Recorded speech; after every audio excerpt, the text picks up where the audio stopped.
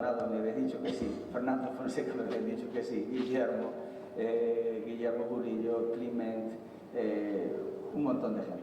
Lo cual le estoy muy agradecido porque en el momento que yo le decía a todos que Rafa Maldonado estaba de ponente, casi nadie se negaba. Y creo que el hecho de que muchos de los que estamos aquí, y sobre todo trabajamos en adicciones y principalmente en cannabis, pues contar con personas como Rafa y de su valía y de su prestigio, pues creo que es un orgullo para todos. Y nada, os dejo con él porque es muy importante lo que voy a contar. Muchísimas gracias, Manuel, por la presentación y por la invitación. Un gran placer el estar aquí con todos vosotros, sin lugar a dudas. Bueno, pues yo os voy a hablar del mecanismo de acción del cannabis. Entonces,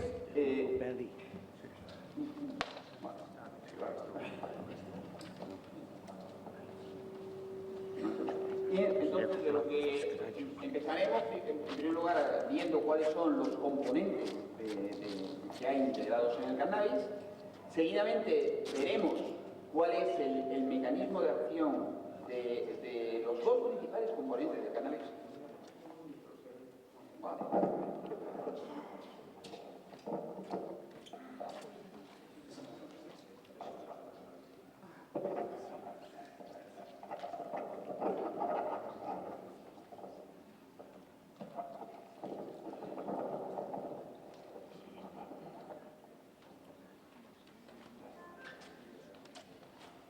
Bueno, os comentaba que veremos primero los componentes del cannabis, seguidamente veremos cuál es el mecanismo de acción de los dos principales componentes del cannabis, el CBD, veremos cuáles son las consecuencias del consumo de los derivados de esta planta y, claro, dependiente de la edad, me voy a centrar en una respuesta que es claramente dependiente de la edad. Y veremos cuál es el mecanismo por el que se produce, que es el deterioro crónico. Entonces, bueno, si no lo voy pasando a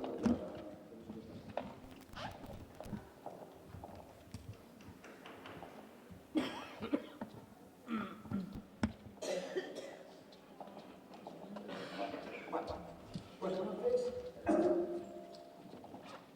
dentro, lo que respecta a los componentes de la planta, sabéis que el cannabis sativa es una planta muy compleja, tiene una gran cantidad de componentes, pero en la mente de todos está identificar el cannabis sativa con un determinado componente de esta planta, que es el delta 9 tetrahidrocannabinol. Y muchas veces se dice delta 9 igual a la planta. No, esto es lo que en un principio, sí, con la tiempo que sea más claro, quería intentar convencer. ¿Sabéis que en la planta tenemos ciertamente delta 9 tetrahidrocannabinol, pero tenemos más de 120 cannabinoides en la planta? Se llaman los fitocannabinoides, más de 120, con unas respuestas que van a producir en nuestro organismo muy diferentes. Algunas de ellas incluso opuestas al tetrahidrocannabinol. Y no solamente tenemos estos 120 cannabinoides, vamos a tener también más de 400 compuestos adicionales que muchos de ellos son terpenoides, los famosos terpenos.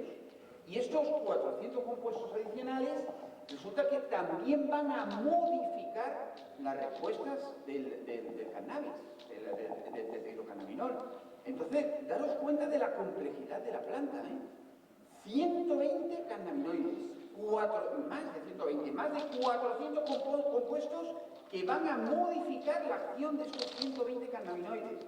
Y de todos ellos, sin lugar a dudas, el más importante, el delta 9 tetrahidrocannabinol.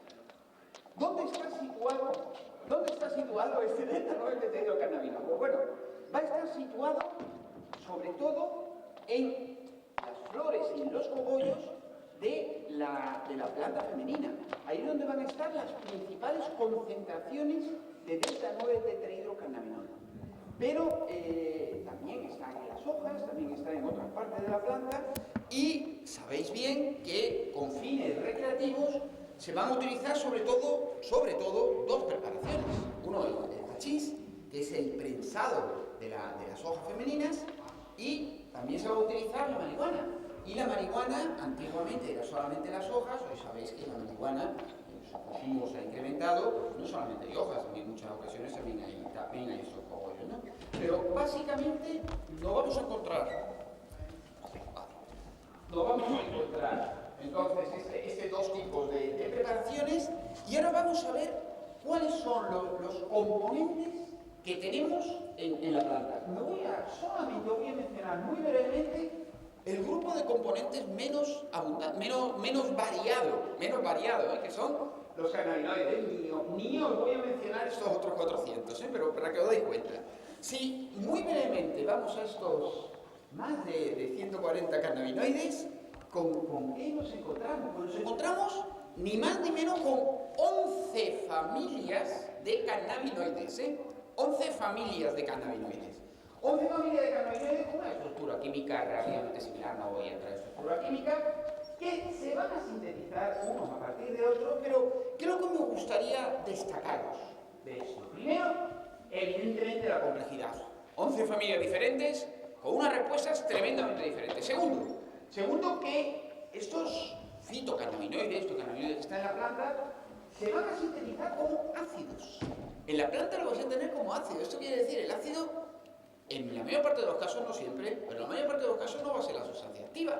Vamos a tenerle que quitar el grupo ácido. ¿Y cómo se va a quitar? Pues se va a quitar por un proceso de decarboxilación que depende sobre todo del calor. ¿Por qué os menciono esto? Porque evidentemente en función de cómo esté la planta, de las condiciones de mantenimiento, etc., posiblemente haya más o menos compuesto ácido o compuesto neutro, que es el activo. Esto representa también un factor importante de variedad. ¿Cuál va a ser el compuesto originario que va a generar los otros cannabinoides? El compuesto de partida va a ser el cannabigerol. El cannabigerol, como siempre, su forma ácida. Y a partir de este van a salir todas las diferentes familias de cannabinoides. La primera de ellas, una de las vías, va a ser la típica familia del delta 9 tetrahidrocannabinol, como siempre en su forma ácida. Luego de aquí ya saldrá el compuesto activo, Pero por otra vía totalmente diferente saldrán otra serie de compuestos, entre ellos, no lo mencionaré obviamente todo, pero entre ellos la familia del cannabidiol.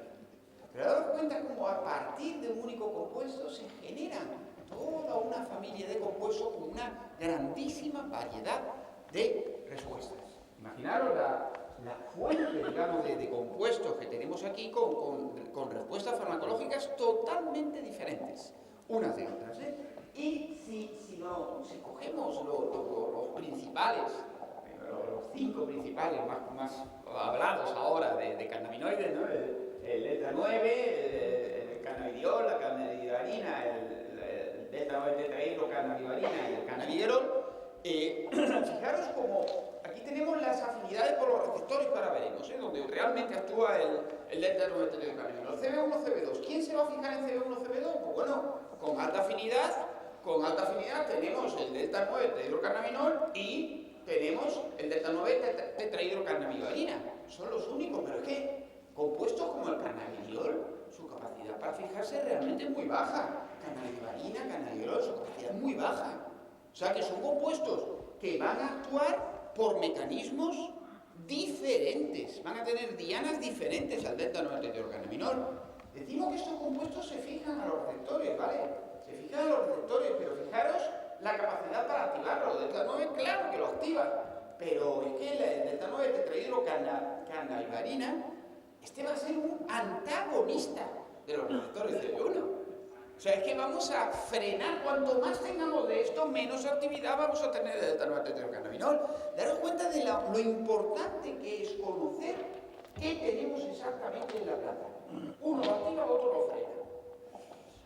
Bueno, un detalle muy importante, obviamente voy a hablar solamente de los dos más importantes, delta 9 tetrahidrocannabinol y cannabidiol, pero un detalle que desde ahora quiero subrayaros y que a lo largo de mi charla me insistiré un poco más en algún momento, es que el contenido actual de estos dos componentes, delta 9 tetrahidrocannabinol y cannabidiol, ha cambiado de manera drástica en los últimos decenios. Esto, por favor, que quede claro.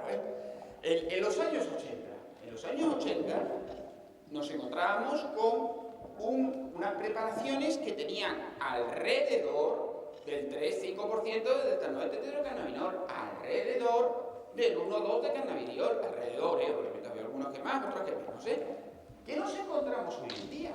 Hoy en día nos encontramos unas preparaciones que tienen alrededor del 20%. Dependerá del país, dependerá de algunos incluso más del 20%, en otros menos del 20%, de acuerdo. Pero es que nos encontramos con preparaciones que pueden tener alrededor del 20%, alrededor del 20%, y fijaros el cannabidiol. Cannabidiol ha caído de manera drástica. Esta foto, digamos, es esencial para entender cuáles son las acciones del cannabis actual. Esto es fundamental.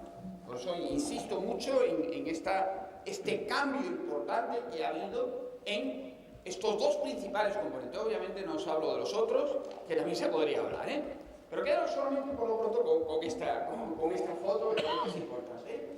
Vamos a ver entonces el mecanismo de acción de estos dos compuestos en particular. Mecanismo de acción del tetrahidrocannabinol y luego veremos mecanismo de acción del cannabidiol. Tetrahidrocannabinol. El tetrahidrocannabinol es el clásico cannabinoide que actúa en el sistema endocannabinoide, como voy a explicar brevemente. Y el sistema endocannabinoide es muy interesante porque va a tener dos receptores principales, que son el receptor cannabinoide CB1 y el receptor cannabinoide CB2.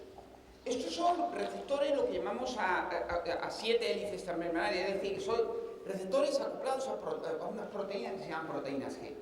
Y son realmente una familia de receptores extremadamente abundantes en nuestro cerebro.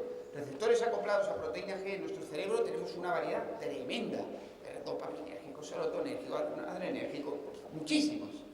Ahora, de todos los receptores acoplados a proteínas G que tenemos en nuestro cerebro, el receptor más abundante, es el receptor cannabinoide CB1.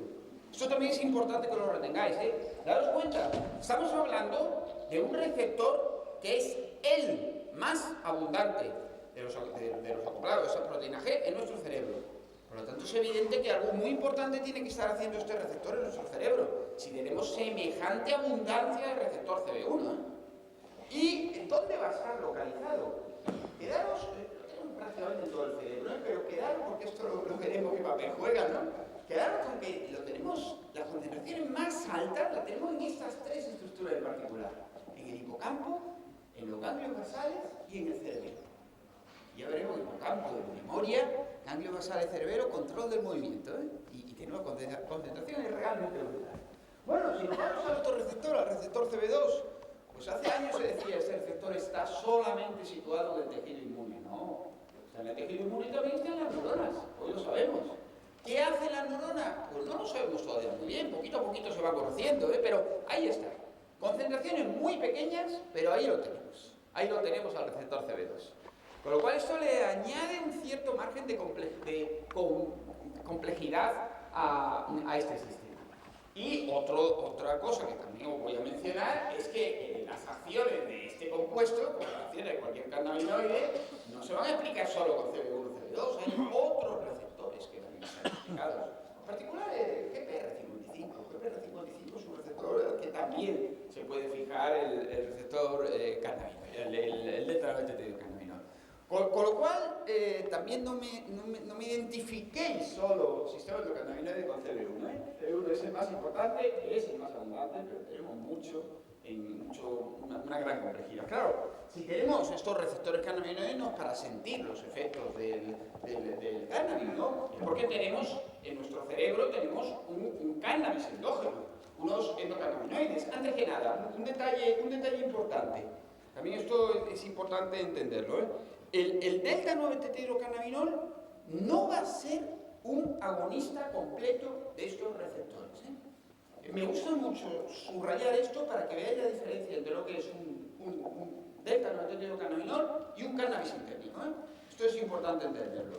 Nos encontramos con que el delta-9 tetrahidrocannabinol es un agonista parcial, es decir, demos la dosis que demos, jamás vamos a llegar a 100 de efecto, jamás. La dosis que queramos, jamás llegaremos ahí. Llegaremos simplemente a la mitad, digamos, del efecto. La mitad es un decir, ¿no? Pero llegamos simplemente a un nivel de efecto. Si utilizamos un agonista puro, como la mayor parte de los cannabinoides sintéticos, en este caso sí que vamos a llegar al 100% de efecto. Por lo tanto, es lo mismo, no me comparéis, por favor, un cannabinoide sintético con el delta-9-tetrahidrocannabinol, agonista parcial o un agonista completo. Esto es importante también que se retenga. Pero os comentaba que si tenemos los receptores, evidentemente porque tenemos unos cannabinoides endógenos en nuestro cerebro. Estos cannabinoides endógenos van a ser sintetizados a partir de los fosfolípidos que contenemos en las membranas celulares. Con lo cual, daros cuenta que la cantidad de precursor para estos endocannabinoides es realmente ilimitada, porque son los fosfolípidos que están integrados en la membrana celular. Tenemos todo el que queráis y lo vamos a sintetizar a través de unos enzimas específicos, que no entraré en detalles, que van a dar lugar a los dos principales endocannabinoides. Hay más, naturalmente que hay más, pero los dos más importantes son la anandamida y el 2-arquidonilglicerol. Son derivados del ácido araquidónico, derivados de estos fosfolípidos. Y el más importante, porque bueno, los dos tienen la misma importancia, que no tienen la misma importancia, la concentración más elevada que vamos a tener en nuestro cerebro, sin lugar a dudas, es el 2-arquidonilglicerol. Este que veis aquí es el más importante. Anandamida por cada, se dice, porque la molécula de anandamida tenemos 200 de 2-arquidonilglicerol en nuestro cerebro. No me comparéis uno con el otro, 2-arquidonilglicerol va a ser mucho más importante que la anandamida. Enseguida se van a degradar, son unos compuestos, los sinteticéis, enseguida los degradáis. ¿Y cómo va a funcionar este sistema endocannabinoide en nuestro cerebro? Pues fijaros, los endocannabinoides se van a sintetizar, como ya hemos dicho, a partir de los fosfolípidos que están contenidos en las membranas celulares. Nada más sintetizarse, se van a liberar por un mecanismo calcio dependiente. Calcio dependiente es el mecanismo clásico de liberación de todos los neurotransmisores. Se liberan en la sinapsis, activan los receptores y rápidamente se degradan por el mecanismo clásico de degradación de todos los neurotransmisores, que es recaptación y degradación enzimática. Entonces, parece que cumplen todos los criterios clásicos de un neurotransmisor y sin embargo no los cumplen, porque va a haber dos criterios que no van a cumplir. El primero de ellos, que son mensajeros retrógrados. Bueno, el primero de ellos que no se acumulan en vesícula sináptica, Es decir, todos los neurotransmisores se acumulan en vesícula sináptica y se liberan. Este no se acumula en ningún sitio. Este se sintetiza, se libera y deja de actuar. Punto y final. Y el segundo era lo que os comentaba, mensajero retrógrado. ¿Qué quiere decir esto? Esto quiere decir que se van a sintetizar a nivel postsináptico, en el lado contrario donde se sintetizaban todos los neurotransmisores. Imaginad un neurotransmisor clásico, el glutamato, el clásico excitatorio. Tenéis glutamato que se libera en una sinapsis, al espacio sináptico, activa los receptores postsinápticos y es la activación del receptor postsináptico la que da lugar a la síntesis de endocannabinoides en la neurona postsináptica. De la neurona postsináptica se libera la sinapsis y actúa de manera retrógrada, opuesta al mecanismo contrario. Claro, un detalle importante es que cuando activáis un receptor cannabinoide vais a tener consecuencias inhibitorias. Cuando activáis este receptor vais a inhibir la excitabilidad de la célula y vais a inhibir la liberación de neurotransmisores. Activación del receptor igual a consecuencia inhibitoria. Por lo tanto, ya podéis imaginar el papel fundamental de este sistema, mantener la homeostasis. Mantener la homeostasis de tal manera que si tenemos un aumento de actividad glutamatérgica, pues ya sabéis que vamos a liberar endocannabinoides para atrás. Endocannabinoides que nos van a frenar a esta célula. Ya está. Si tenemos un aumento de actividad, frenémosla liberando endocannabinoides. Esto es, en una palabra, el mecanismo general de acción del sistema endocannabinoide. Dejemos que todos los neurotransmisores actúen justo en su medida, sin que ninguno de ellos se pase en niveles de concentración. En una palabra, en una frase, lo que sería el mecanismo de acción del sistema endocannabinoide. Pero también otro detalle importante para entender este sistema. Es un sistema silente.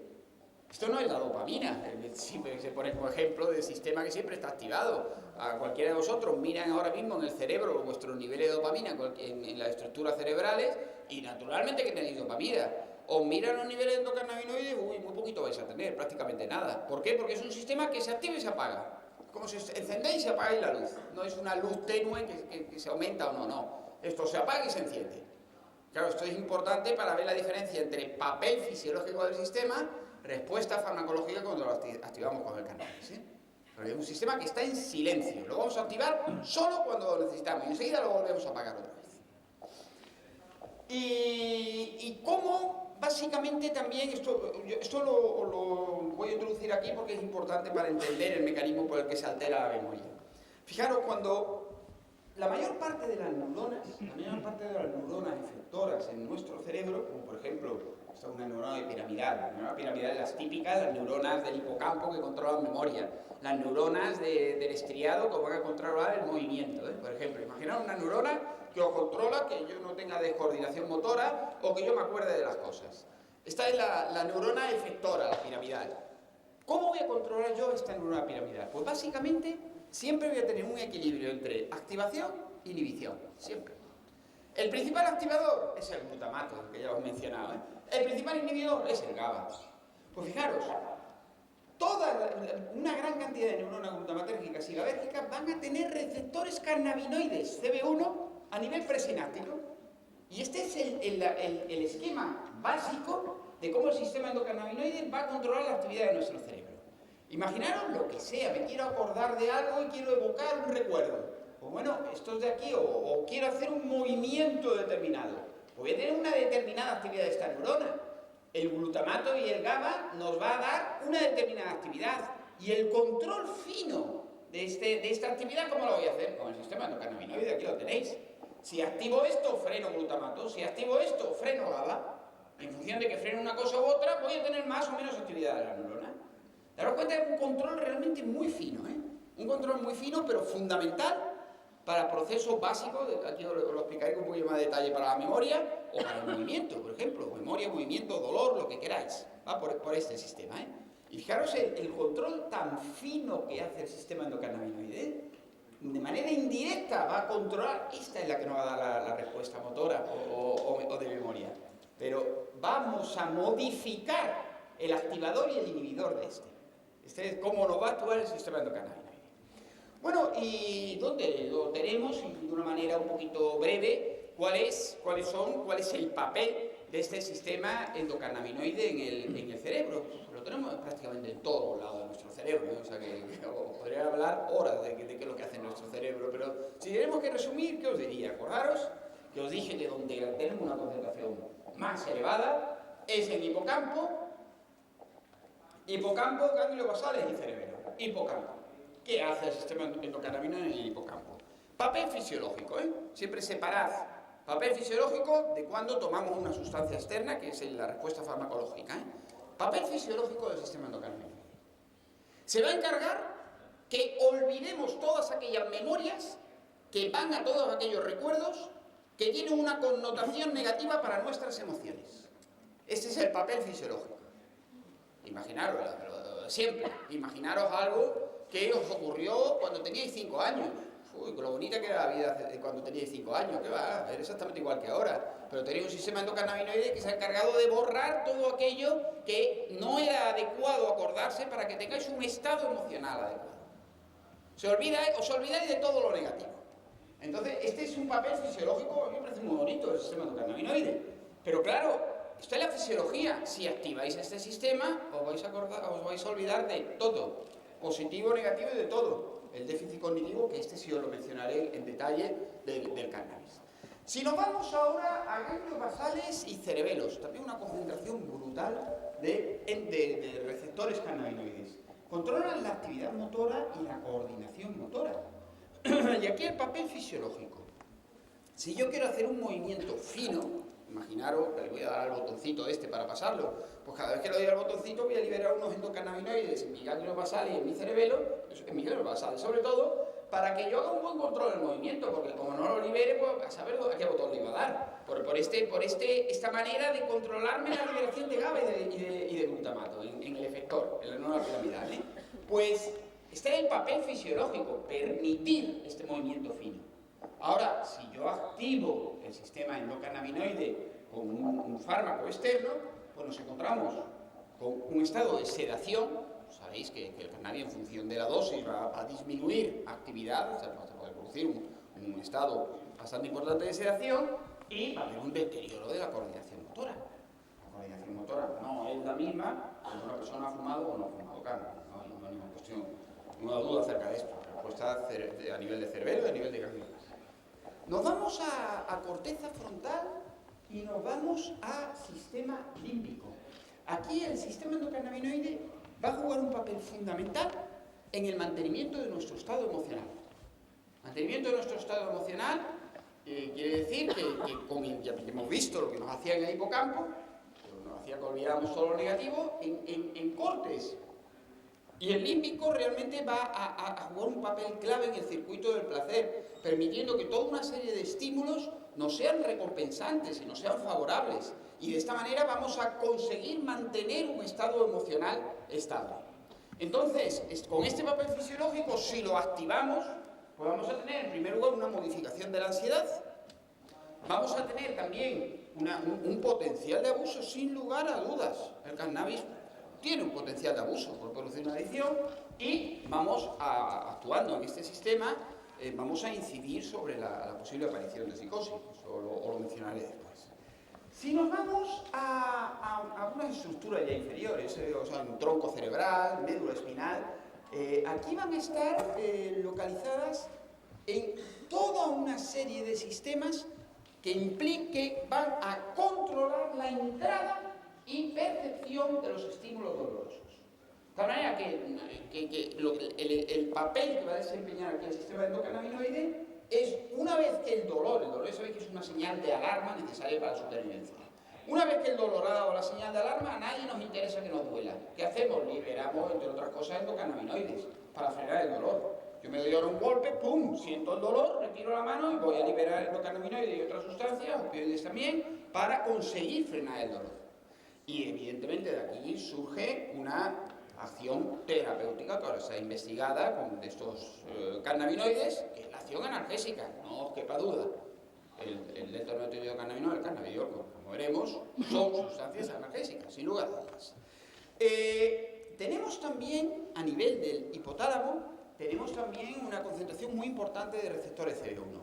Y en el hipotálamo es el que nos va a controlar la ingesta alimentaria, entre otras cosas, Y entonces aquí, cuando activamos los receptores CB1, vamos a incrementar el apetito.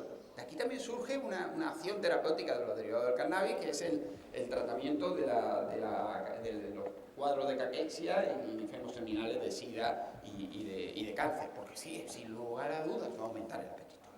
Y lo tenemos también en el área prostema, en el núcleo del tracto solitario, que es el área encargada del reflejo del vómito. Y aquí tenemos una acción antiemética sumamente efectiva, por supuesto, si activamos estos receptores CB1. Y de hecho, como sabéis, se utilizan estos derivados para el tratamiento de la émesis, del vómito, en pacientes tratados con quimioterapia. Pero siempre separemos una cosa, evidentemente, como todas las sustancias, todas las drogas de abuso, todas en algún momento se han utilizado o se utilizan para tratar patologías, siempre hay que separar lo que es el potencial terapéutico de la peligrosidad de utilización recreativa. Son dos mundos completamente diferentes. Bueno, y lo tenemos también a nivel periférico, el sistema endocannabinoide.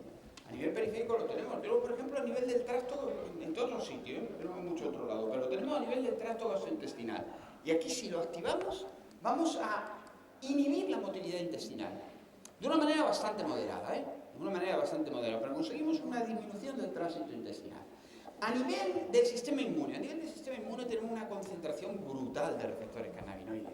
Y a nivel del sistema inmune vamos a ejercer una inmunomodulación que todavía no conocemos demasiado bien. Aquí nos queda mucho por conocer. Y de aquí, evidentemente, pueden surgir aplicaciones de estos compuestos que ojalá las pudiéramos ya poder desarrollar. Pero este es un campo abierto hoy en día y con una gran expectativa.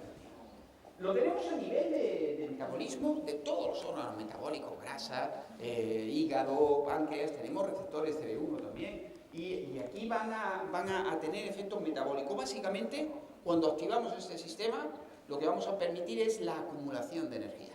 A nivel central, incrementamos ingesta, a nivel periférico vamos a acumular esta energía que hemos ingerido. Perfecto sistema, digamos, para mantener nuestra energía bien. A nivel cardiovascular tenemos también receptores CB1. Y aquí a nivel cardiovascular lo que vamos a producir es un fenómeno, sobre todo, un fenómeno de vasodilatación. Claro, vasodilatación, si nosotros dilatamos los vasos sanguíneos, disminuye presión cardíaca, taquicardia compensatoria. Y esta disminución de la presión sanguínea es el famoso amarillo, la famosa ración esta que a veces tienen los consumidores, de repente se encuentran muy mal. ¿Por qué? Pues mirad, porque tenéis receptores CB1 a nivel de los vasos sanguíneos y se produce esa vasodilatación. Y eso también es un efecto indeseable cuando se utilizan terapéuticamente algunos de estos compuestos, es también un efecto indeseable a nivel de la taquicardia, esto hay que tenerlo en cuenta, ¿eh? Bueno, pues viendo estos aspectos generales del delta 9-tetrocanabinol, vayamos ahora al otro. Vayámonos al cannabidiol. ¿Dónde actúa el cannabidiol? Pues el cannabidiol va a actuar en un sitio muy diferente, muy diferente a donde va a actuar el delta 9-tetrocanabinol. Fijaros los receptores, canales iónicos, enzimas donde actúa. Lo mismo que el delta 9-tetrocanabinol es un compuesto, digamos, relativamente limpio en cuanto a dianas.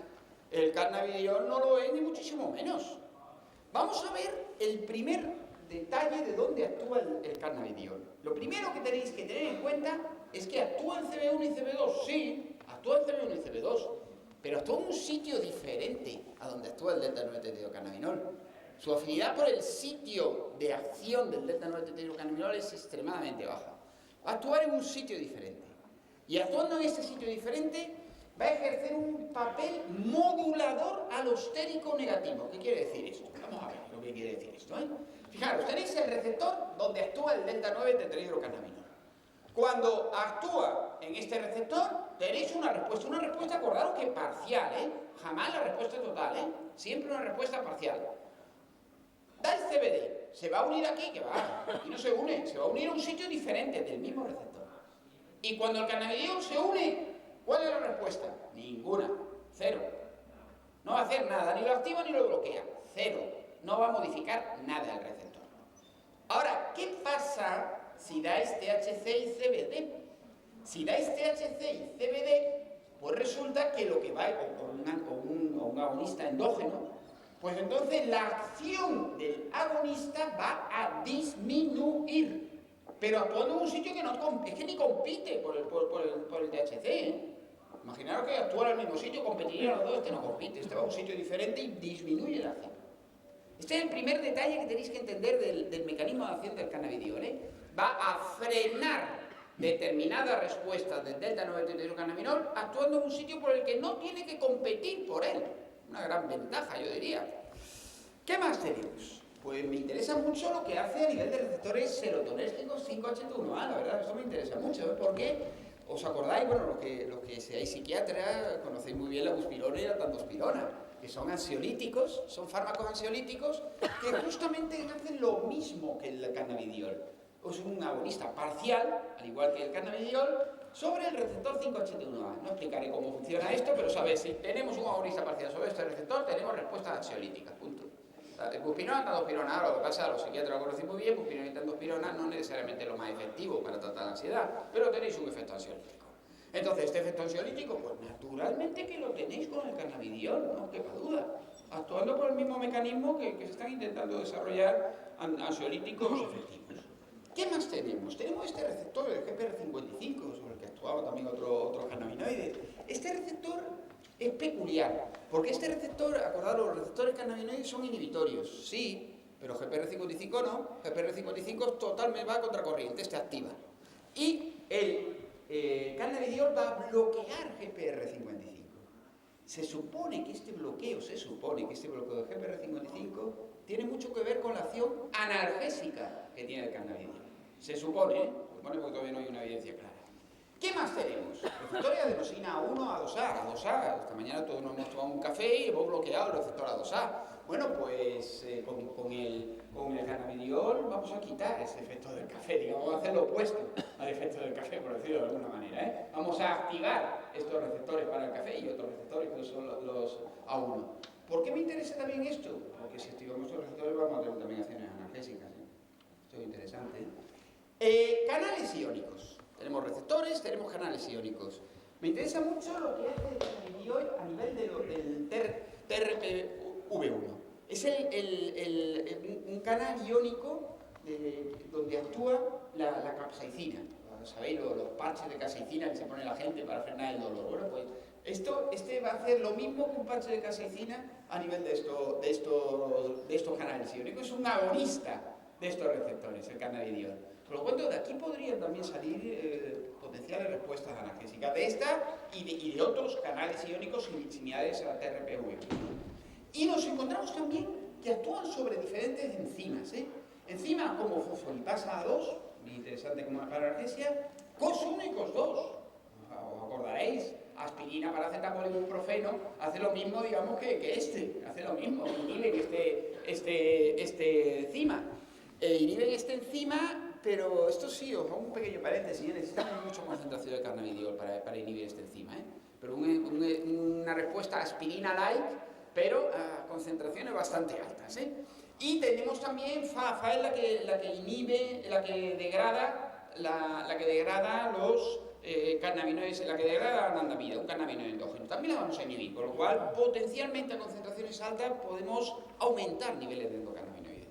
Claro, la complejidad de la acción del cannabidiol, tremendamente compleja, tremendamente compleja. ¿Y qué respuesta farmacológica? Porque me interesa, vale, todo esto cómo actúa, pero ¿y qué hace? ¿Qué hace el cannabidiol? Pues lo primero, sabed que va a atenuar los efectos psicoactivos del tetrahidrocannabinol. Y yo creo que esto, espero que os haya quedado claro con esta modulación alostérica. Entonces, actúa en un lugar diferente, pero frena las acciones psicoactivas del delta 9 tetrahidrocannabinol. Por otra parte, tiene una acción analgésica y antiinflamatoria. Muy interesante, GPR55, receptores de adenosina, fosfolipasa 2, acción aspirina-like, bastante interesante, acción capsaicina-like. Son respuestas bastante interesantes a nivel de analgesia. Tiene una clara acción anticonvulsivante. Nadie lo pone en duda porque la FDA ya lo ha aprobado. En Estados Unidos ya tenemos, un compuesto en base a cannabidiol para tratar epilepsias refractarias.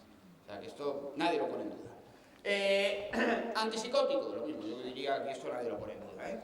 Frena la activación de receptores CB1.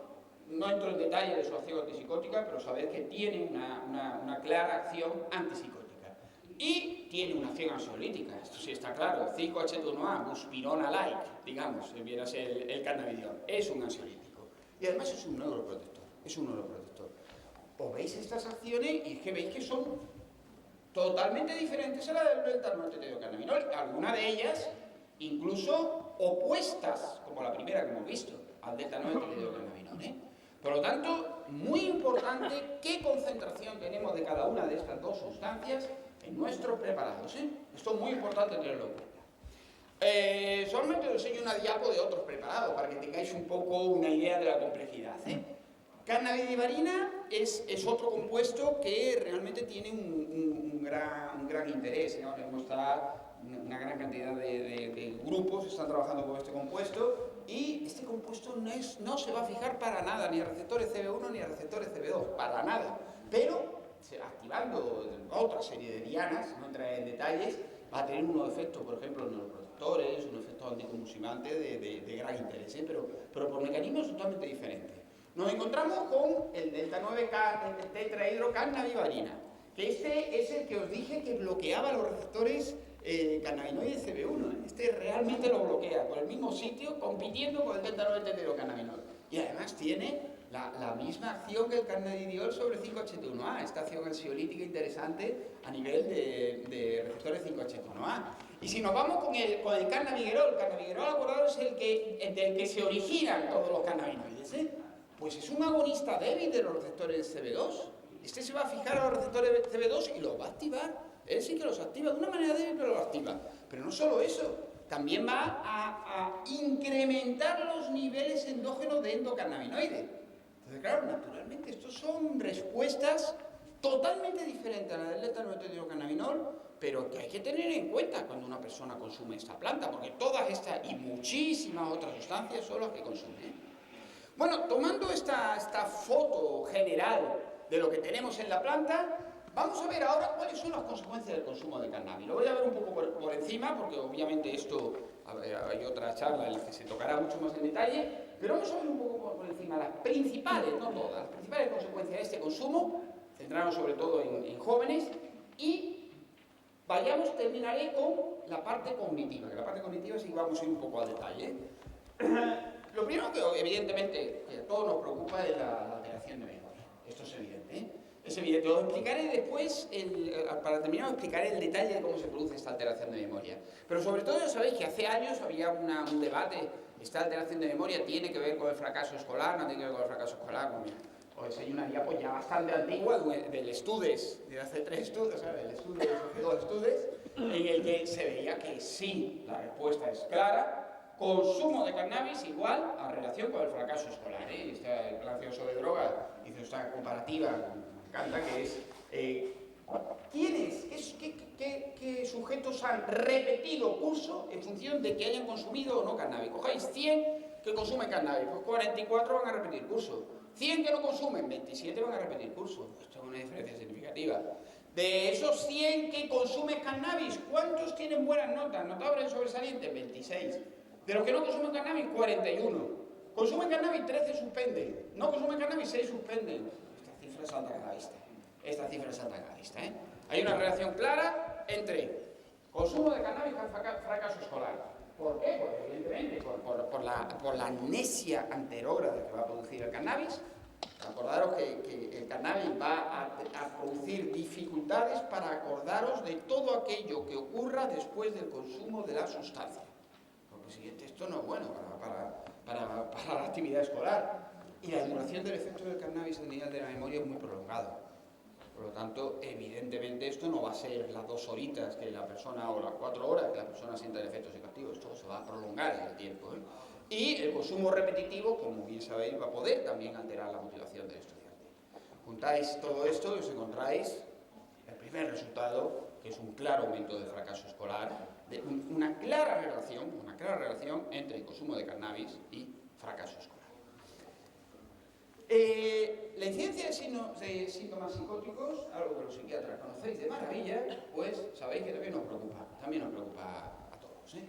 ¿Qué sabemos y de esto también podemos hablar horas de este tema, pero os lo resumo en 2 minutos. ¿Qué sabemos? Lo que sabemos, evidentemente, los psiquiatras lo conocéis perfectamente, los esquizofrénicos les encanta fumar cannabis. Esto lo sabéis perfectamente. ¿Por qué? Ellos dicen que se automedican. Ellos dicen que cuando fuman cannabis, ellos acá dicen que lo hacen para relajarse, lo hacen para reducir el aburrimiento y para sentir el efecto psicoactivo, el high del cannabis. Y evidentemente un esquizofrénico va a tener una preferencia para el consumo de cannabis, sin lugar a dudas.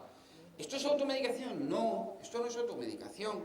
Esto no es automedicación, ¿por qué? Porque es como un círculo vicioso. El psicótico consume cannabis, cuando consume cannabis en el momento mejora, y esto empeora después. Y a mí me encanta este lance que se fundó ya hace más de 10 años, en la que se cogen los 2 ratios, es decir, tú fumas cannabis, ¿qué posibilidad vas a tener de desarrollar psicosis? Pues mirad, el otro ratio, para aquellos que han consumido alguna vez, esto es un lance, aquellos que han consumido alguna vez en la vida tienen un ratio de 1.4, es decir, tienes un 40% más de posibilidades de desarrollar síntomas psicóticos a lo largo de tu vida. Ahora, si tú tienes un consumo problemático de cannabis, el ratio es 2. Es decir, tú vas a multiplicar por 2 la posibilidad de tener un cuadro psicótico, 100% de incremento. Por lo cual, no hay duda. El consumo de cannabis incrementa la incidencia de psicosis. No solo eso, sino que además los pacientes con consumo de cannabis tienen una edad más temprana de aparición de la psicosis. Aquí estoy hablando de esquizofrenia, del cuadro de esquizofrenia. Aquellos que lo desarrollan ya esta enfermedad, la psicosis es un síntoma, la esquizofrenia es una enfermedad. En el caso de la enfermedad, la aparición de la enfermedad va a ocurrir a edades más tempranas, es una relación directa. Y me gusta destacar una vez más los 2 componentes básicos, los 2 componentes más importantes, no los únicos, pero los 2 componentes más importantes del cannabis sativa: tetrahidrocannabinol, cannabidiol. Tetrahidrocannabinol prosicótico, cannabidiol antipsicótico. No os quepa duda, esto está claro. Y fijaros lo que tenemos ahora. En torno al 20% de THC, en torno al 0,5% de cannabidiol. No me comparéis este cannabis con el cannabis de los 80, lo que respecta a psicosis, lo siento, no me lo comparéis, no se puede comparar. Bueno, incremento de los trastornos de ansiedad, cierto, a nivel del trastorno de ansiedad tenemos un efecto claro, y aquí también separemos el THC del cannabidiol, porque el perfil es muy diferente. THC tiene un perfil bivalente sobre ansiedad. Ya sabéis que la mayor parte de los consumidores reportan un efecto ansiolítico, en otros aparece un efecto ansiogénico. Y evidentemente esto va a depender de la dosis, de experiencia de consumo, ambiente, toda una serie de factores. Ahora, con el cannabidiol no. Con el cannabidiol es un claro efecto ansiolítico. Se lo tome la persona como se lo tome. Esto no hay ningún, es diferente. Esto en agudo, pero ahora en crónico. Si la persona consume una y otra vez el cannabis, se va a aumentar el riesgo de aparición de ansiedad, por supuesto, y hay polémica de cada vez parece que se resuelve más en sentido positivo. Aquí hay una relación entre el consumo de cannabis también y la incidencia de depresión, ¿eh? Aquí lo podríamos discutir, obviamente, porque en todos los sentidos lo hay, pero bueno, lo primero yo diría que esto primero no lo podemos discutir, esto es una evidencia que todo lo hace. Posibilidad de desarrollar una adicción. Esto tampoco lo podemos discutir. Naturalmente que se puede desarrollar una adicción. ¿Por qué? Porque acordaros que para que cualquier droga de abuso, la que buenamente queráis, desde el tabaco hasta la heroína, pasando por el alcohol y por la cocaína, todas van a tener un punto en común para que se inicie el proceso adictivo. Este punto en común es la activación del circuito de recompensa. Si no hay activación del circuito de recompensa, no hay adicción. Esto está claro. ¿Y cómo activan todas las drogas de abuso el circuito de recompensa? De la misma manera que lo activamos con los refuerzos naturales. Comida, sexo, hacemos lo mismo en cuanto químicamente. Químicamente la droga va a incrementar la liberación de dopamina en el sistema límbico a partir de una estructura que se llama la alerta mental ventral, ¿eh? Y de esta manera liberamos aquí dopamina, tenemos placer y esto inicia el proceso adictivo. Complejo proceso. ¿Qué hace el THC? Pues lo mismo. Exactamente lo mismo. Incrementa la liberación de dopamina a nivel del sistema mesótico. Por lo tanto, es el mismo mecanismo común que tenemos con toda la droga, lo tenemos con el cannabis. Punto. No hay nada que hacer aquí. Y me gustaría añadir un tema que luego al final destacaré. Y lo siento, pero el problema de la edad de inicio del consumo es un problema mayor. Esto es un problema mayor para el trastorno adictivo, ¿eh? Y esto, por favor, subrayámoslo, porque ahora voy a enfatizar un poco más, pero la edad de inicio es un problema mayor para la posibilidad de desarrollar una adicción. Si nos vamos a nivel pulmonar, sabéis, es una sustancia natural, por eso es menos problemática que el tabaco, bla, bla, bla. ¿Cuál es la realidad? Ese es el mito. ¿Cuál es la realidad?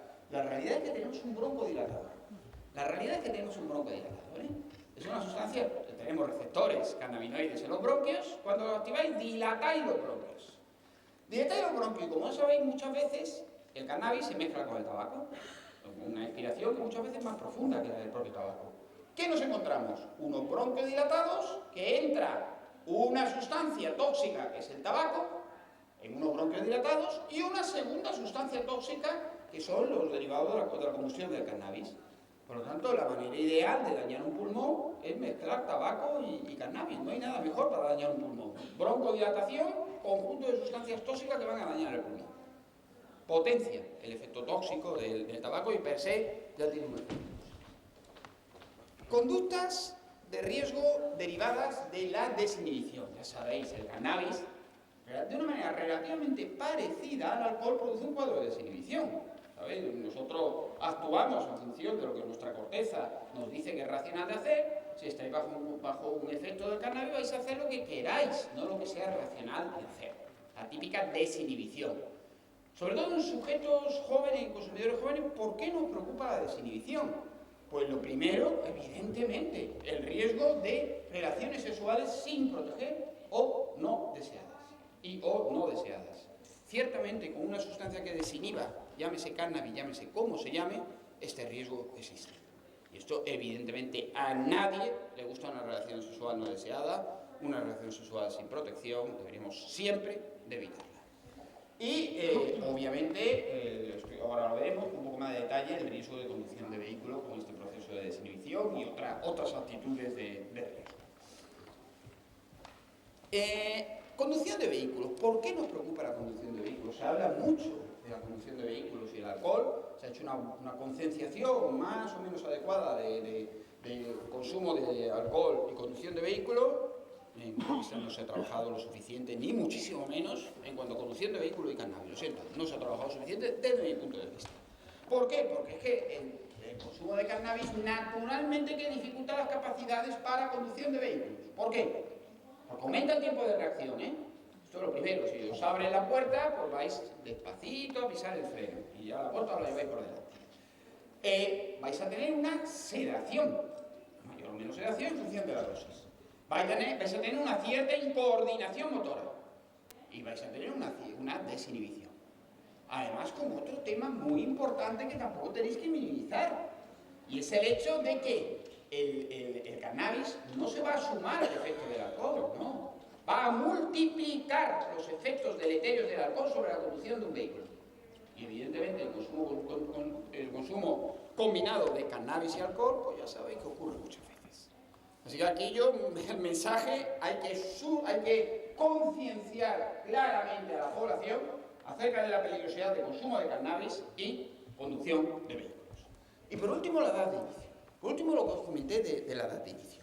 La edad de inicio, sabéis que es extremadamente importante. El principal factor pronóstico, espero que los psiquiatras también estén de acuerdo conmigo, para saber cuál va a ser la evolución de una adicción, es la edad de inicio del consumo. Es uno de los principales factores determinantes. Cuanto más precoz es la edad de inicio, peor es el pronóstico. ¿Por qué? Porque es que el cerebro va a madurar de una manera progresiva. Y el sistema endocannabinoide, este sistema tan abundante que tenemos en nuestro cerebro, va a participar en este proceso de maduración del cerebro. Y nos encontramos, fijaros, de 12 a 15 años, las áreas subcorticales, el límbico, todas estas estructuras van a madurar prontito, 12 a 15 años ya las tenéis maduras. La corteza, las principales áreas corticales, vais a tardar un poco más, 15, 18. Ahora, la corteza prefrontal, la que realmente nos da todo el raciocinio en nuestra conducta, su maduración pues es mucho más tardía, lo cual se explica también porque obviamente una persona a los 18 no va a tener la misma capacidad de decisión que a los 25. Y es que se dice hoy en día que la maduración de esas áreas corticales prefrontales ocurre entre los 18 y los 25 años. Por lo tanto, con un consumo de cannabis vais naturalmente a interferir con estos procesos de maduración. Y la edad de inicio, si cogéis este último estudio, nos encontramos con 14 años de edad de inicio del consumo de cannabis. Esto es un problema mayor. Aquí todos estamos de acuerdo, esto es un problema mayor. Una edad de inicio de consumo como la que nos dice ahora mismo estudios que ocurren en la población española, en nuestros jóvenes españoles, es un problema mayor. Tenemos el problema de maduración del cerebro, pero también nos encontramos con una personalidad que está en desarrollo.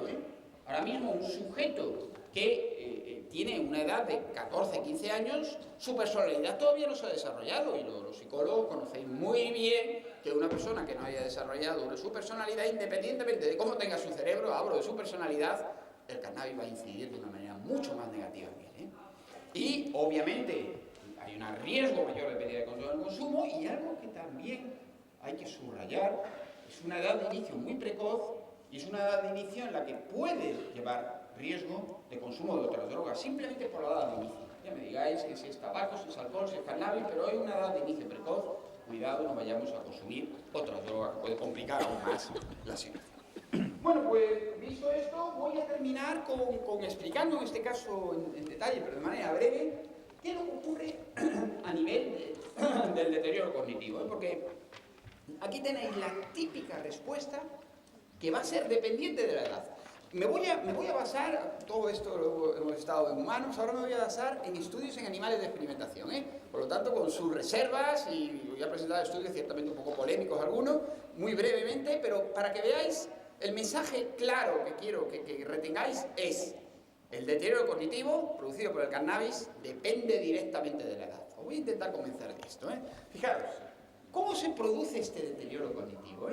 El principal lugar donde va a actuar el cannabis no es el único, no es el único, pero sabéis que también hay otra estructura, amígdala, lóbulo temporal, donde actúa, pero el principal sitio donde va a actuar el cannabis va a ser a nivel del hipocampo, donde están las mayores concentraciones de receptores CB1. Receptores CB1, brutal las concentraciones que tenemos. Y el hipocampo es la principal estructura implicada en la memoria, tanto a corto como a largo plazo, para consolidar recuerdos y para evocar recuerdos. Todo lo básico de la memoria lo tenemos aquí. No es la única estructura, ¿eh? En neurofisiología hay otra, no sé. Estoy hablando de donde actúa, donde el principal sitio de actuación del cannabis. Bueno, y muy brevemente, a nivel, para que todos, incluso los de instituto, podáis entender un poco esto del hipocampo. Vamos a ver cómo se controla la memoria a nivel del hipocampo, ¿eh?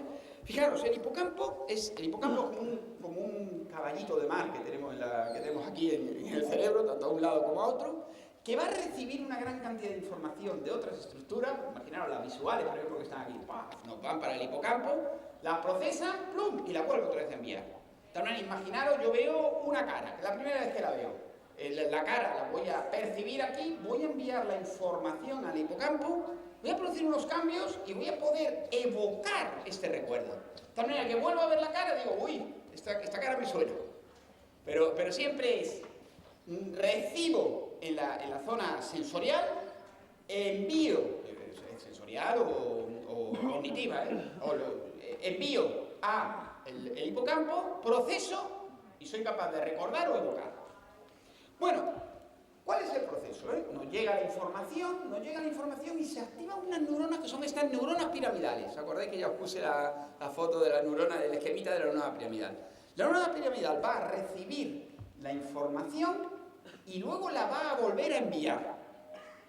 Pero las neuronas piramidales generan unos circuitos reverberantes dentro del hipocampo. Llega la información, se pone como a dar vuelta, se pone una con otra conectada, y al final envía otra señal. Un poco a nivel general. ¿Y qué va a hacer entre tanto? ¿Por qué tanta reverberación? ¿Por qué tanto enlace? Pues estoy simplificando, pero para que comprendáis un poco. Hay un proceso que es una de las bases de la memoria, que es lo que se llama la potenciación a largo plazo. Y esto te ocurre en todas las neuronas piramidales del hipocampo. Lo que vais a tener, imaginaros que yo recibo la primera vez un estímulo, lo que os decía, yo veo por primera vez una cara. Pues tengo una respuesta de mi neurona piramidal pequeñita y de corta duración. La segunda vez que recibo exactamente el mismo estímulo, que veo la misma cara, la respuesta va a ser mayor y de más larga duración. Algo tan básico en un circuito reverberante hace que recordemos cosas y que podamos evocar recuerdos. ¿Comprendéis un poco el proceso? La respuesta va a ser diferente, se reverbera, es decir, se multiplica y no sé cuántas miles de veces y la respuesta va a ser diferente.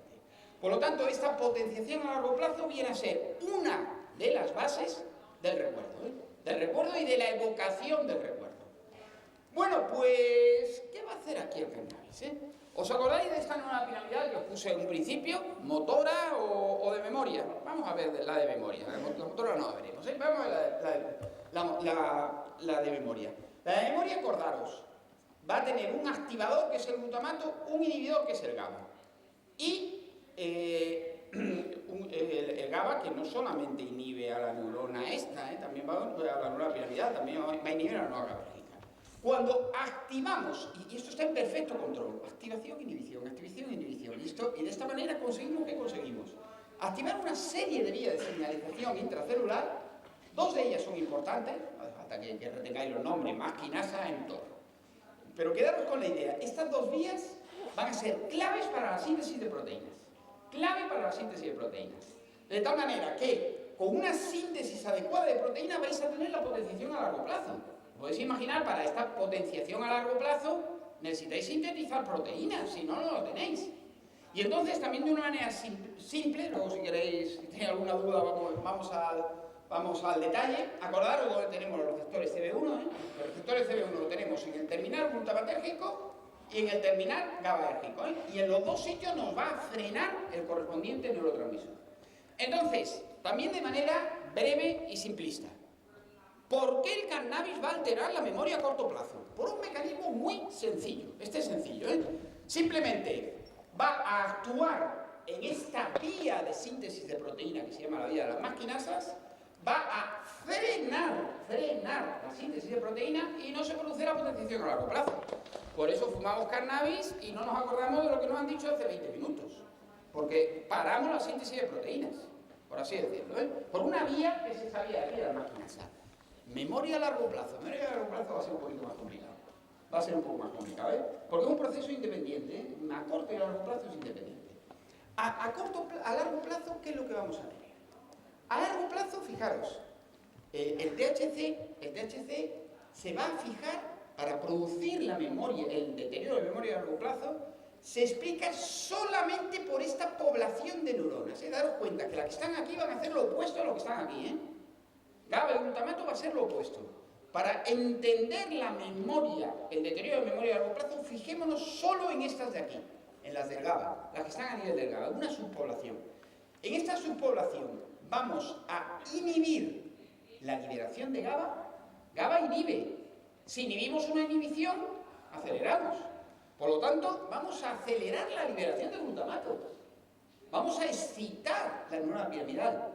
La excitamos tanto, incrementamos la síntesis de proteína, lo contrario, esto lo publicamos en National Science en el 2009, hasta entonces siempre decía, oye, para frenar memoria, frena síntesis de proteína. No, rompe el equilibrio en la síntesis de proteína, es lo que hay que hacer. Y esto es lo que hace el cannabis. El cannabis altera de manera simple para la memoria a corto plazo, para la memoria a largo plazo no. Lo que va a hacer es aumentar la síntesis de proteínas, algo realmente un poco sorprendente, pero es así. Aumenta la síntesis de proteínas, mecanismos a largo plazo que nos van a alterar la protección a largo plazo y nos va a alterar la memoria a largo plazo. ¿Os dais cuenta? Mecanismos totalmente diferentes, ¿sí? Totalmente diferentes, y veis que tanto memoria a corto plazo como a largo plazo son diferentes, y sobre todo la de largo plazo implica una subpoblación particular de neuronas. Bueno, pues termino ahora con la última pregunta que voy a responder es: ¿estos efectos nocivos son similares en ratones? Estamos hablando de ratones, jóvenes y viejos. Y en este caso nos vamos a los estudios de un grupo con el que hemos colaborado mucho tiempo, el grupo de Andreas Zimmer de Alemania, de la Universidad de Bonn. Ellos lo que han hecho es un estudio que no son nuestros, son del grupo alemán, en los que lo que han hecho es ver esto. ¿Qué está pasando si damos THC en ratoncitos jóvenes o en ratoncitos viejos? Los ratoncitos jóvenes ya sabéis lo que lo anticipo, obviamente se va a alterar la memoria. Pero la pregunta se hicieron de una manera un poco diferente. Lo que hicieron fue lo siguiente, es importante que comprendáis para entender el resultado. Dosis de THC, redujeron al máximo la dosis de THC, dosis muy baja de THC. La dieron de una manera repetitiva, pararon el tratamiento con THC y un mes más tarde vieron a ver qué pasaba a nivel de la memoria. No estamos hablando de efecto agudo, estamos hablando de dosis baja repetida, retiramos el tratamiento, ¿qué pasa después? Pues aquí se llevaron la gran sorpresa. Porque fijaros lo que ocurre en los ratones, os lo explico porque es compleja la representación. En ratones jóvenes disminuye, dais el THC en crónico, lo retiráis, le miráis memoria y a pesar de que le hayáis retirado el THC, en el ratón joven resulta que la memoria está alterada. Hay como un efecto a largo plazo en el ratón joven. Si hacéis lo mismo del ratón viejo, sorpresa, aumenta la memoria. Ellos se llevaron, sí, publicado en Nature Medicine, Entonces, en ratones viejos aumenta la memoria, pero no el consumo de THC, ni mucho menos. Una exposición previa a THC retirada, medición de memoria, E importante, dosis baja. No me digan, el THC a la dosis habitual. No, estamos hablando de dosis baja. Modelo experimental en ratones, pero está publicado en Nature Medicine, hay que darlo a conocer. Entonces, curiosamente, fijaros, una cosa me sorprendió de este artículo de Nature Medicine. Una persona, un ratón, son ratones, Un ratón cuando se hace viejo tiene un problema en el hipocampo, siempre en el hipocampo tiene un problema en la plasticidad sináptica. Hay determinadas proteínas que hacen que el ratoncito, pues su plasticidad sináptica ya no sea igual, no se acuerde igual de las cosas. ¿Qué pasa si le dais THC a dosis baja a estos ratones viejos y luego solo retiráis? Pues estos problemas de plasticidad sináptica desaparecen. Como digamos que si de estas dosis bajas tuviera un efecto beneficioso en estos ratones viejos sobre la plasticidad sináptica. Esto lo recojo un estudio muy largo, en el que hicieron muchísimo estudio, pero bueno, el mensaje que... antes que nada, ¿por qué mecanismo se produce este incremento paradójico de memoria? El mecanismo es diferente porque lo que está ocurriendo aquí es que estas neuronas glutamatérgicas, es sobre la que va a actuar el receptor, el cannabis. Y claro, esto sí se explica bien, porque estamos actuando sobre el sitio contrario que os conté que actuaba cuando se era joven. Cuando se era joven, resulta que estamos actuando aquí, en unas neuronas inhibitorias. Esta dosis baja, insisto, no solamente joven o viejo, el tema de la dosis es fundamental, ¿eh? En dosis baja, punto número 1. Punto número 2, edad, ratoncito viejo, actuando en una estructura, en unos receptores totalmente diferentes, papel opuesto al otro receptor, encontramos una facilitación de memoria. ¿De acuerdo? Esto es publicado en Nature Medicine. Bueno, pues mensaje que yo creo que es importante a tener en cuenta. Estamos hablando de modelos animales, ¿eh? Obviamente esto no me digáis, oye, pues entonces humano, no, estamos hablando de modelos animales, ¿eh? Pero ¿qué es lo que nos enseña este modelo animal? Este modelo animal nos enseña dos cosas que debemos de entender muy bien. Debemos entender muy bien que el efecto sobre la memoria va a depender naturalmente de la dosis, y ya veis las concentraciones que tenemos ahora, y segundo, va a depender naturalmente de la edad, pudiéndose describir efectos paradójicos en sujetos ancianos por mecanismos totalmente independientes de los mecanismos por los cuales se altera la memoria en sujetos jóvenes, ¿eh? Son mecanismos independientes, dosis independientes y evidentemente edades diferentes. Muchas gracias.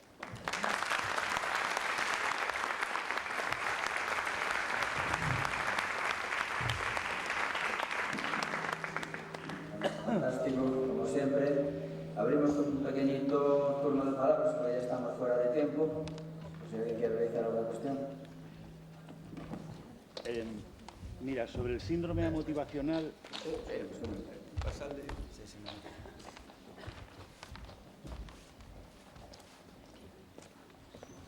Hola. Hola, ¿no? Bueno. Habla alto. Sí. Hola.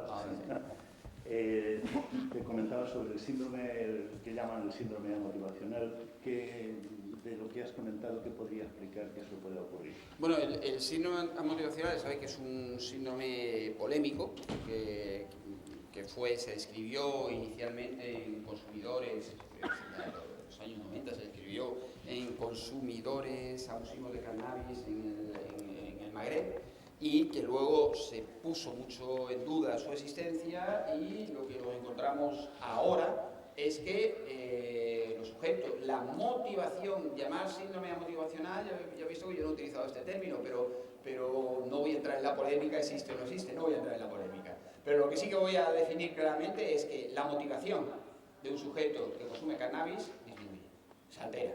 Y entonces, de repente, si la persona tenía una serie de cosas que le motivaban, que sea el deporte, que sea los estudios, que sea los amigos, que lo que sea, estos forman circulitos que llenan su vida, pues esto cada vez se va disminuyendo, y estos circulitos se van sustituyendo por un círculo mucho más grande, que es el consumo de cannabis.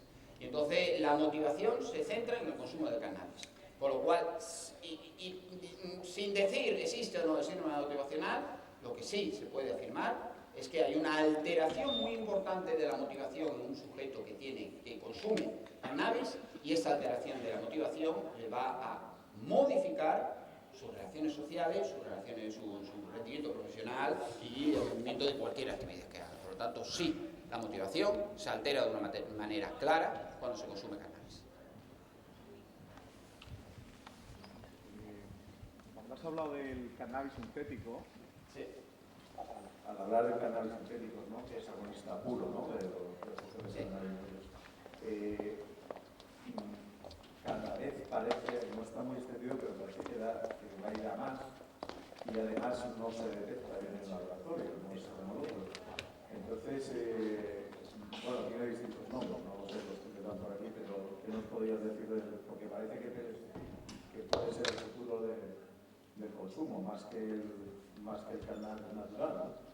A ver, yo tengo la esperanza de que no sea el futuro del consumo, pero es cierto que nos encontramos con un incremento importante en el consumo de cannabis sintético, sobre todo por la dificultad de poder regular el cannabis sintético, ¿no? O sea, tú date cuenta que te aparece ahora una nueva preparación que no está dentro de la prohibición, y durante una serie de meses esto lo puedes vender hasta que ya has sintetizado el siguiente, te prohíben este y vuelves a sintetizar el siguiente. O sea, es un problema real. Ahora, ¿qué tengo que decir del cannabis sintético? El yo no la compararía con la peligrosidad del otro cannabis, porque es mucho más elevada del cannabis sintético, ¿eh?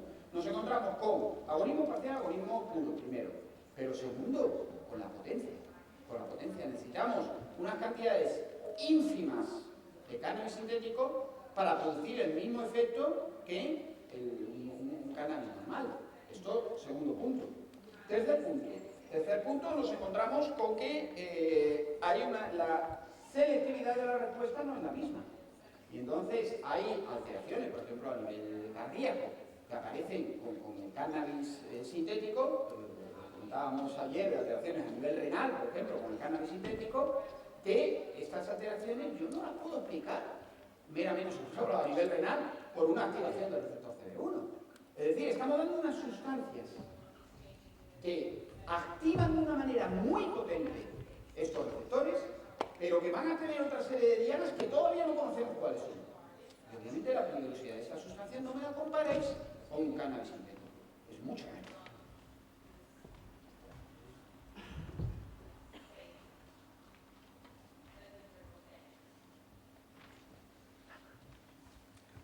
En el caso de los menores... ¿Puedes hablar un poquito más alto? En el caso de los menores que consumen, ¿podría aumentar el nivel de rebajar? En caso de los menores... Sí, si se aumentan los niveles. A ver, tú siempre nosotros consideramos lo que llamamos miligramos kilo. Es decir, tú en función de los kilos que tú peses, tú imagínate que te tomas una aspirina, 500 miligramos de aspirina, que es la típica aspirina. O bueno, un ibuprofeno, pero se lleva más que la aspirina. 600 miligramos de un ibuprofeno. ¡Pum! Tú te lo tomas. Me invento tu peso. Pero tú imagínate que pesaras menos y pesabas 50 kilos, por ejemplo. Y, bueno, lo que sea. Y tú imagínate que me lo tomo yo y me aumento el peso. Imagínate que yo peso 80. Pues si tú te tomas 600 miligramos y yo me tomo 600 miligramos, es como si yo me tomara aproximadamente unos 380 miligramos. ¿Te das cuenta? Porque yo lo distribuyo por el peso.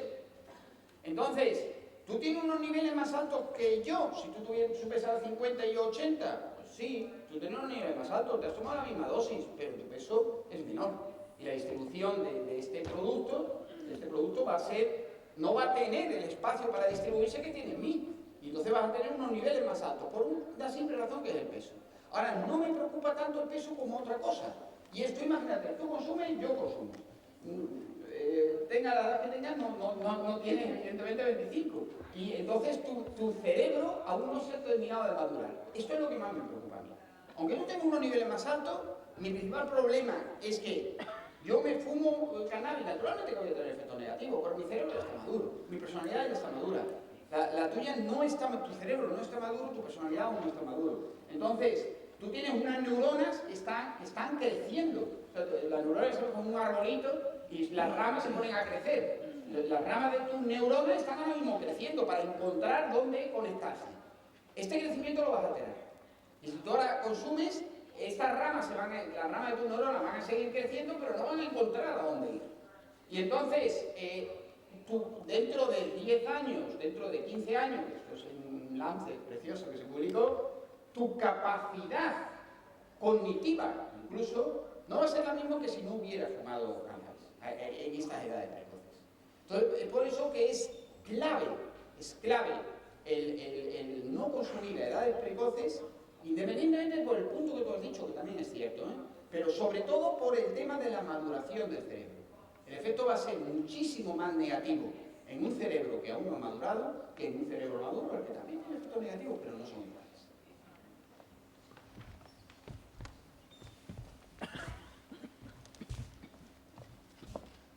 Vamos a ver.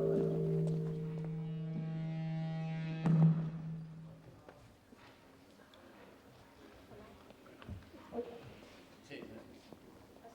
Vale. Quisiera que comentaras algo de, bueno, si te parece, de los efectos en el tiempo del cannabis y conducción. Sí. Bueno, a ver, y esto levanta mucho la polémica que todos conocéis de detectamos cannabis, castigamos al conductor o no. Entonces, esto es un problema mayor. ¿Por qué? Porque lo que es la duración del efecto, o sea, nosotros vamos a tener, tú fumas cannabis, ¿cuánto tiempo vas a tener el cannabis presente con la capacidad? Los sistemas de detección hoy en día tienen una capacidad de detección brutal. Pues que vas a tardar días en que te caigan los niveles hasta que sean indetectables. Durante estos días no vas a tener capacidad para conducir vehículos, no, sí que lo vas a tener. Pero ¿cuántas horas? Aquí yo no me atrevería a decirte un número de horas. Yo te diría, ¿cuánto? ¿8, 10 horas, 12 horas? En este margen. 8, 10, 12 horas es lo que yo te diría. Dependiendo también, no es lo mismo que fumes uno con una concentración determinada o que fumes otro con otra concentración determinada. Margen, yo te diría de 8 a 12, pero no me lo cojas tampoco con estricto, ¿eh? Ahora, te garantizo que 24 horas después vas a tener niveles. Te garantizo que 48 horas después vas a tener niveles. ¿Qué hacemos aquí? Este es el problema. ¿Qué hacemos aquí? Porque partir de un umbral de detección determinada lo tienes que definir. Tenemos que consensuar este umbral de detección. ¿Cómo hacemos esto? Esto es un problema real, ¿eh? Y obviamente esto, por ejemplo, en Francia también se ha discutido mucho.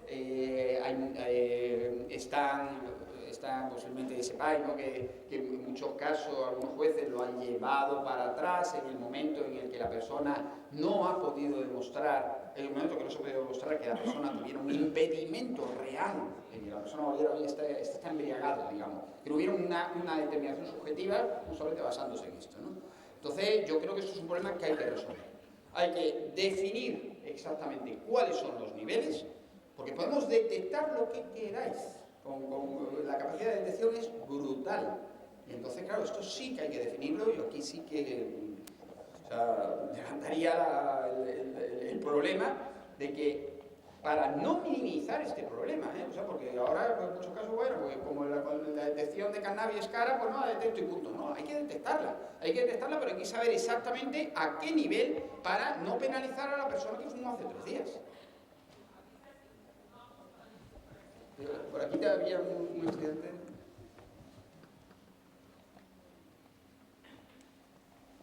Hola, buenos días. Ti comentaches antes que no caso de consumir cannabis por tabaco daña a sus pulmones. Sí. ¿Qué pasaría si consumes solo cannabis? Si consumes solo cannabis, exacto. Pues mira, tú tienes estas dos sustancias que a nivel del pulmón van a tener una consecuencia negativa. El tabaco, ¿por qué? El tabaco tiene una consecuencia negativa porque tiene toda una serie de componentes químicos que te van a producir, pues desde cáncer hasta obstrucción de arterias, hasta etcétera, a nivel de pulmón, cáncer y te va a romper, digamos, todos estos bronquios. Estos bronquios, tú tienes como una ramita con bolitas, pues esta bolita, plum, te da en una bola grande y ya no puedes respirar, por así decirlo. Entonces, esto te hace el tabaco. ¿Qué te hace el cannabis? El cannabis solo, olvídate del tabaco.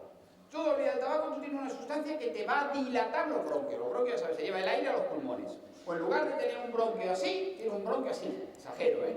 Un bronquio tremendo. Con lo cual, el aire va a pasar muchísimo más fácilmente. Porque claro, el aire que está pasando es un aire muy caliente, porque por lo general la persona que fuma cannabis, imagínate, olvídate un cigarro de marihuana sin nada de tabaco. Va a inspirar más profundo que una persona que fuma tabaco, porque sabe que va a absorber en pulmones. Con lo cual, esta temperatura va a ser mala. Y también en las sustancias de combustión de la marihuana o del hachís, también hay sustancias tóxicas. Con lo cual, todo este cuadro de lesión a nivel pulmonar, con la marihuana sola, la vas a tener también la vas a tener. O sea, que la marihuana sola es dañina para el pulmón cuando se fuma. Cosas tan básicas por la temperatura a la que se aspira el aire y por la cantidad de sustancias tóxicas que la combustión produce. Imagínate que tú te pones a fumar un palo de encina, por ejemplo, pues también va a tener un efecto tóxico para esta sustancia natural, que la encina también va a tener un efecto tóxico para el pulmón si la fumas, naturalmente. Entonces vas a tener un efecto tóxico para el pulmón y esta dilatación hace que este efecto tóxico sea más importante solo de la marihuana, sin necesidad de mezclarlo con todo. Bueno, tenemos que dar por finalizado. Un fortísimo aplauso.